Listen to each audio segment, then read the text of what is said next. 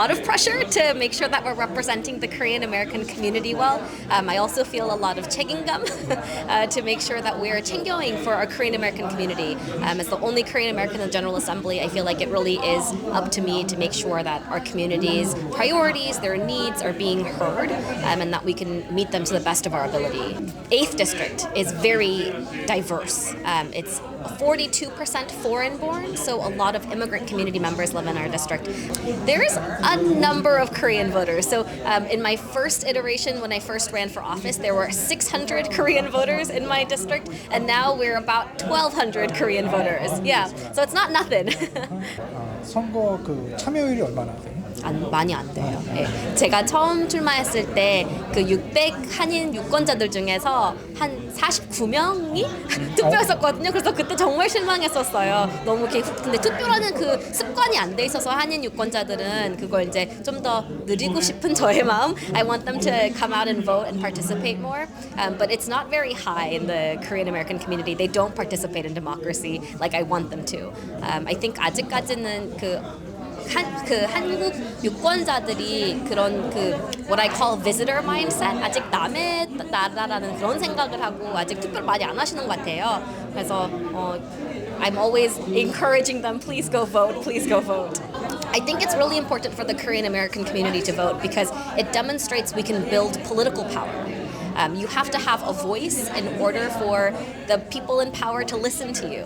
Part of why I think it's so important for us as a Korean American community to exercise that is because especially this year 주지사 선거가 있잖아요. 그래서 꼭 그때 한인 커뮤니티의 힘을 보여주고 싶어요. 그래서 이제 with the new governor in office, I think that the Korean American community, if they demonstrate that we have a power and that we have a voice, they will be more responsive to us with this new governor next time.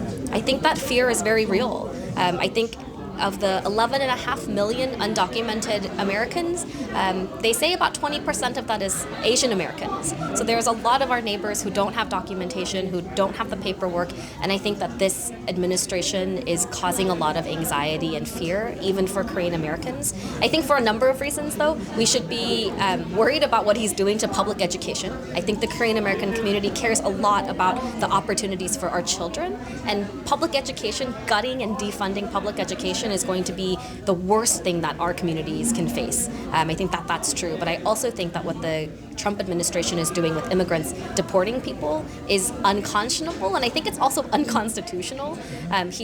I don't know if you've heard, he recently established an alien registry. So if you're not a citizen, you have to register yourself, which seems crazy. Like that's nonsense. I think that is very scary. But fortunately in Virginia, as Democrats, and the Democrats have the majority, we're doing the best that we can to push off the attacks from the federal administration and still protect our community. I actually think that there's a lot of misinformation about politics right now. I think it's very dangerous because we're in an era of social media, and so not everything gets fact-checked, right? If you're watching the news, you have some assurance of journalist integrity, right? Things are being fact-checked. But I think that what you're saying is real. I think people are feeling like maybe one party or the other is more radical than they really are. But I would say that for me and for what I see in my party, I would say the Democratic Party is not radical. Like, when I'm out here talking about everybody should have right to health care, I don't think that's radical, right? When I say that everybody should have access to a good public education, I don't think that's radical. And when I say I think everybody should be able to have access to good roads, clean air, clean water, those are like basic necessities. I don't think anybody would say that is radical. And so I would say that there's a lot of misinformation out there about politics, and I hope that as people get more interested in civic engagement, as they pay attention to what politicians are saying, they'll be able to discern for themselves what is true and what is misinformation. And I think people know what's common sense, right? Again, healthcare is not radical, it's common sense. Clean water, clean air is common sense. Good public education for everybody, it's common sense. I don't think that that's radical. Yeah. Thank you. Yeah, thank you.